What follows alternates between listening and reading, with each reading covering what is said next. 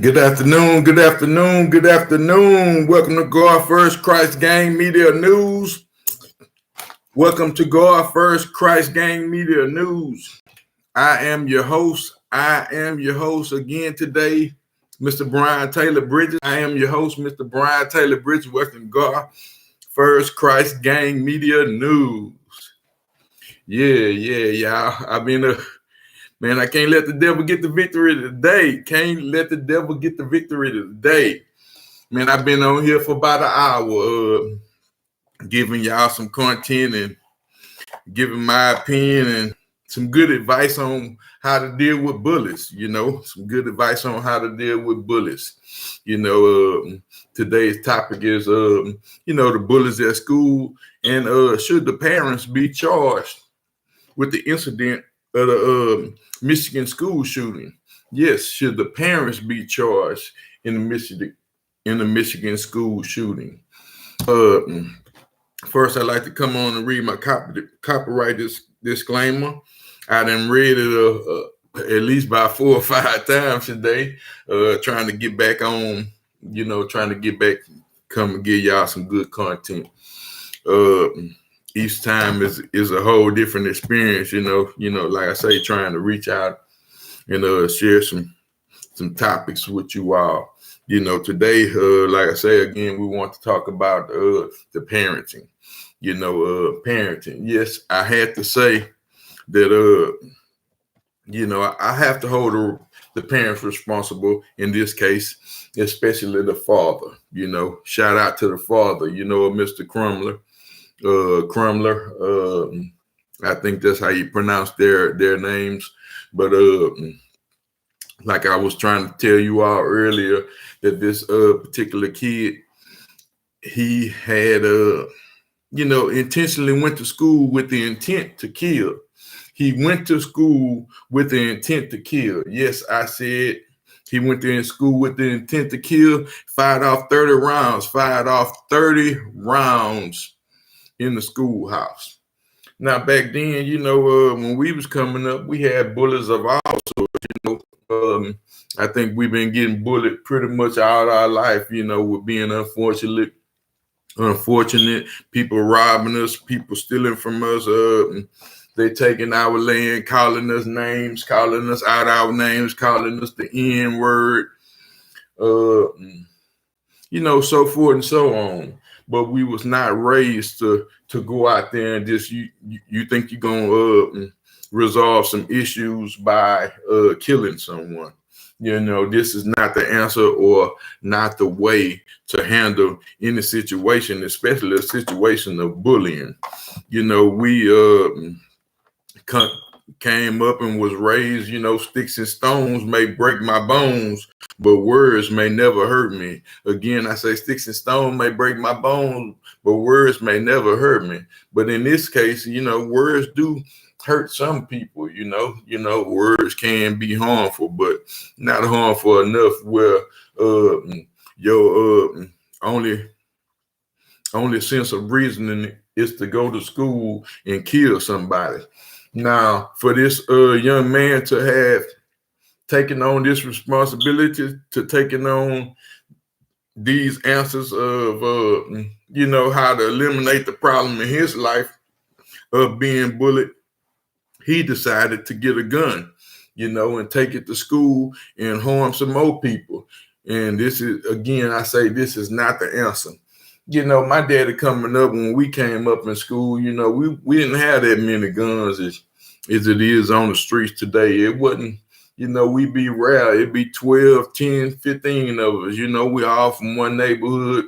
We may be going to a party or a football game. If we going to a party, it's on the weekend, because we was not partying during the weekdays, And if we did run across a pistol, it was an old 22 or a 25. Somebody get shot back then 5, 6 times. It bullet go all over, and he still live. Come to school the next week. The Ray them got shot at the splash. And the next thing people. People all right, they making it, we have something to tell about, You know, that, like I say, when we was coming up in school, that was bullying. It's one thing about children. You always got to realize that children they're gonna be children. They're gonna always remain to be children. They will harass you. They will tease you. They will pick on you at school. You know, but a bully is an insecure person. It's someone who wants to instill fear into you, to make you afraid of them, to make you less, confident in yourself.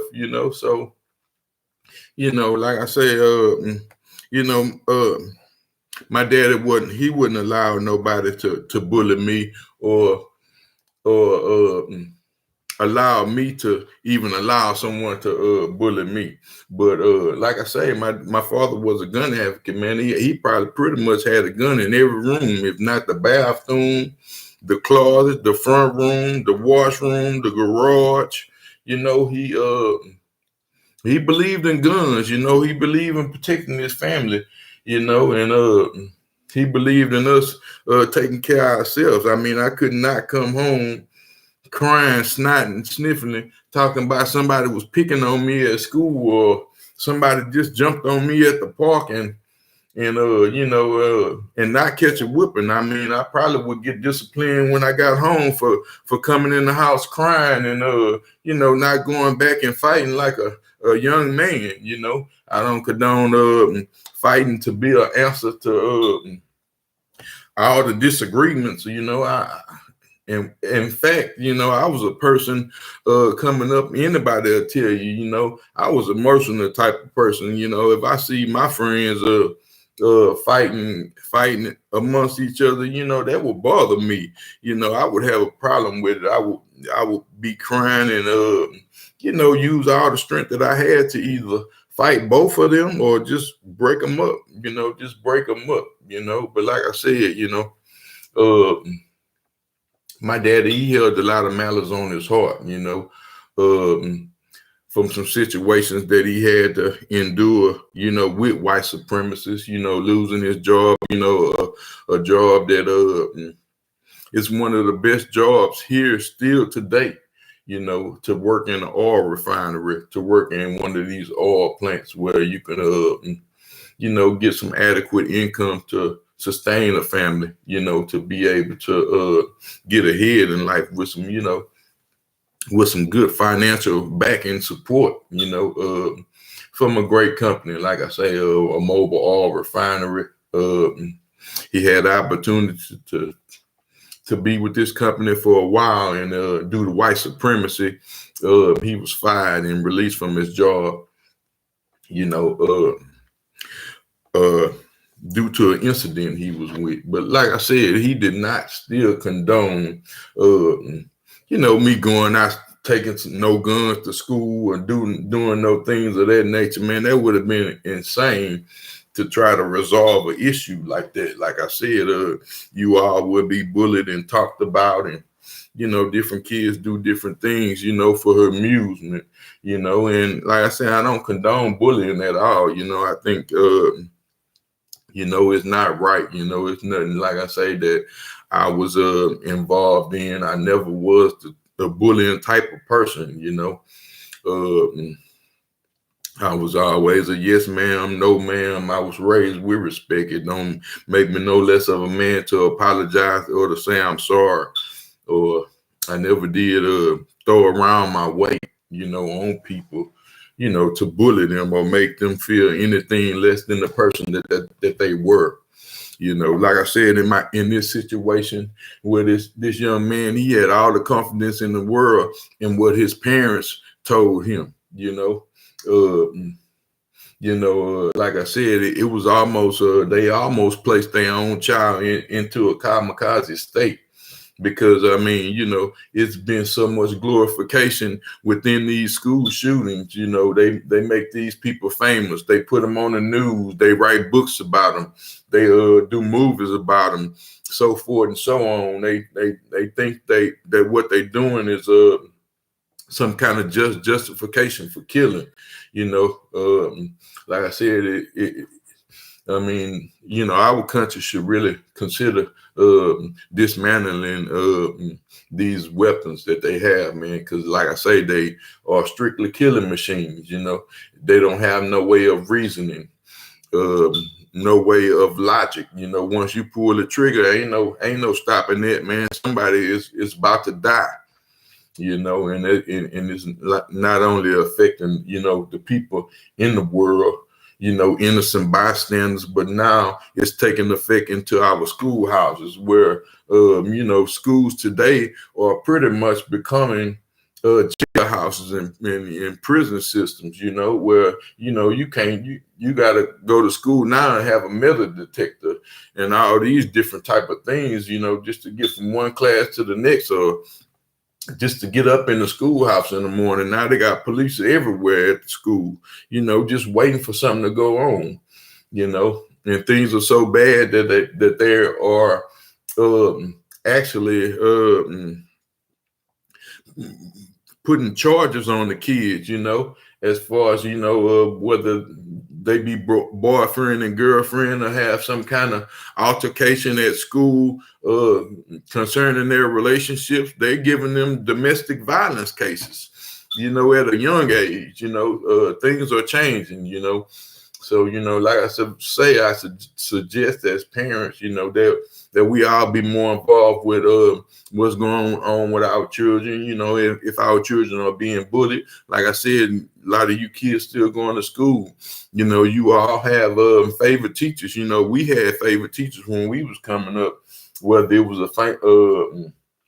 like I said, an English teacher, a math teacher, a social studies teacher, your PE teacher. I mean, you have to reach out to somebody, you know, and address this situation. It's not snitching. It's actually, you know, you reaching out for help, you know. If you all are being bullied at school, it's the school counselors. You know, you all reach out and go talk to the counselors. Talk to the assistant principal. You know, a lot of times your principals, you know, they be moving kind of fast. They have a lot of things going on with trying to maintain the school, but your assistant principal is always available. You know, he's somebody that you can all reach out and talk to if you all are being bullied at school. You know, like I said, I want to share a little clip of this because, you know, like I said, prior to this, 4 days before, this man went out and purchased this this automatic type of firing machine. You know, it's a firing machine used to kill these automatic weapons. You know, once you squeeze the trigger, man, you might fire 2, 3, 5, 10, 15, 20 rounds. You know, I mean, right quick in this situation. Like I said, these parents or they should be held responsible. Not only did they go out and purchase of a weapon for this particular kid to go to school and harm others, but they also engaged in the planning. You know, like I said, they went there knowing that there was a problem at the school, and instead of the father trying to address the problem with his child, or maybe taking him up there and trying to have a conversation with you know, maybe the faculty members, you know, he chose to go buy his son a gun, man, and he came and fired off 30 rounds in school, you know. And prior to that, you know, it's so much you know, it's so much turmoil going into school that these school students, they are starting to pass the word, and they was able to get some information out on via Snapchat and Facebook, and some of these students were aware that it would be a potential shooting the next day, you know, and after understanding that it could possibly be a potential shooting the next day, there was some other kids that decided they wasn't going to school. They ain't shooting no hooker or none of that. They just said they wasn't going that day because they was in fear that something would jump off. Now, while all this was going on, no one had the right mind to even call the police and, you know, try to get the people apprehended or try to have some kind of bomb threat or some kind of code where they punch to make sure that it's a school alarm going off. I had a clipping which I shared with you all 4 or 5 times. Let me read my copyright disclaimer because like I said, I was under the impression the first time that my video didn't have no sound, that possibly the channel had dismissed it. So I would like to read my copyright disclaimer right quick.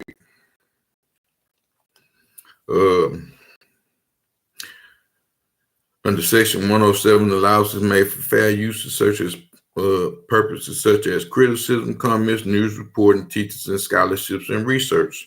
Fair use is permitted by the copyright statute and might otherwise be infringed. Nonprofit, educational, and personal use tips the balance in favor of fair use. Again, it tips the balance in favor of fair use.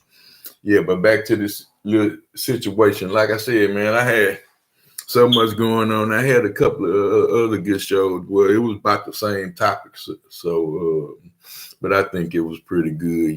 Like I said, I didn't let the devil defeat me today, because I was frustrated. I'm not too good at all these electronics and hooking different things up to this and that, and no type of DJ action. I don't have no kind of trade in that. So I was just doing the best I can, trying to get my sound back on, and trying to prepare myself for the new year where I can come out here and share some good topics with you all. But this was one, like I said, it needed to be touched on, because like I said, they glorifying all these people. They glorifying these shooters. They making movies about them and doing all these different things. And in this case, this little boy took one for his family, It's sad to say that these parents sent him out there to do this, because they definitely did. They definitely did that. Like I say, you don't go buy your son a weapon until he's responsible enough to even use this, till he psychologically knows that hey man, this is just for my protection. This is just to protect me and my family, to keep myself from being harmed, or my family members or my loved ones. That's just what it's for. It's not to take to some kind of public, you done been fired somewhere, you done been talked about. Them people ain't put their hands on you at school, man. There wasn't no reason for you to, go down there and just fire off on people, man. Like I said, let me share this with some of you all, because like I said, I did share with you all earlier, but I was able to get back on and catch the topics that I needed to catch to present to you all. In that deadly school shooting in Michigan, the 15-year-old suspect charged as an adult with 4 counts of murder. Trevor Ault has them. Yep, he was charged as an adult. See if I can get this going. Powering on.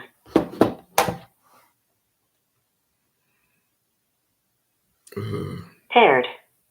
Okay. Paired, yeah.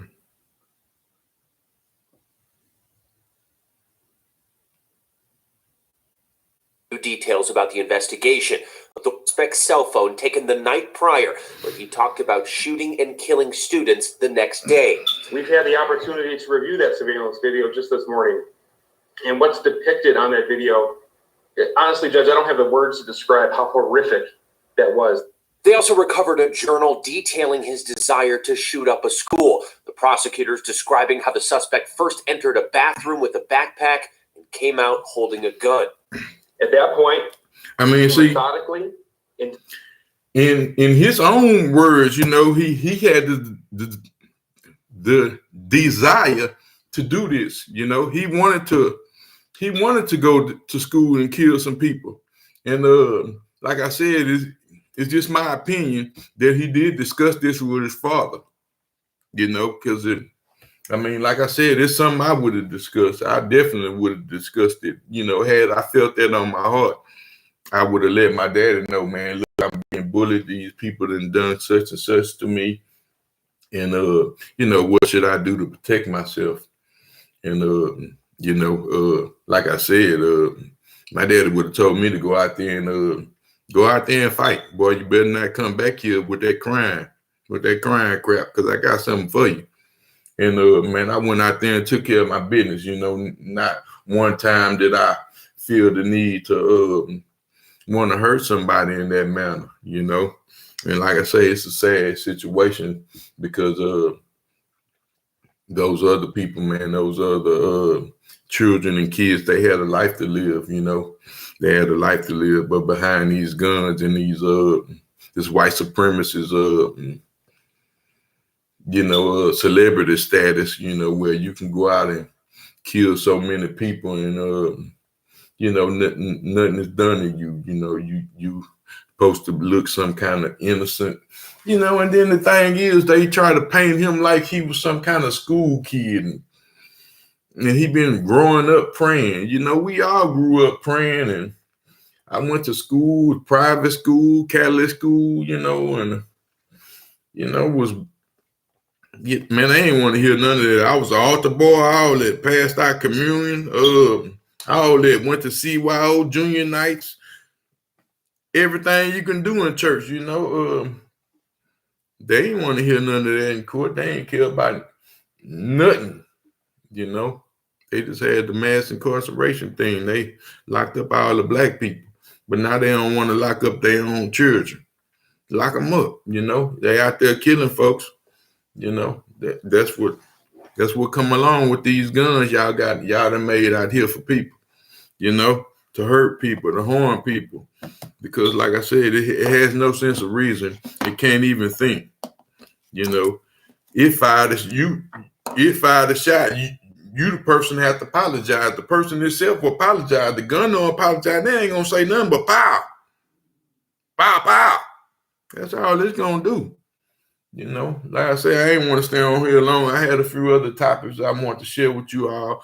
But, you know, like I said, instead of me getting frustrated, I was able, by the grace of God, to stay up in here and figure this thing out, you know.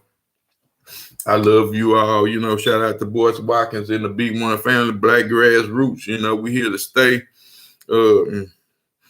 I'm going to do the best I can do to bring y'all some good content. You know, like I said, I don't know everything in the world, but, you know, I have went through a lot in my life. You know, I have some good experiences and some bad experiences, you know, some things that I'm willing to share with you all. You know, it may be helpful to somebody, you know. So I'm here, you know.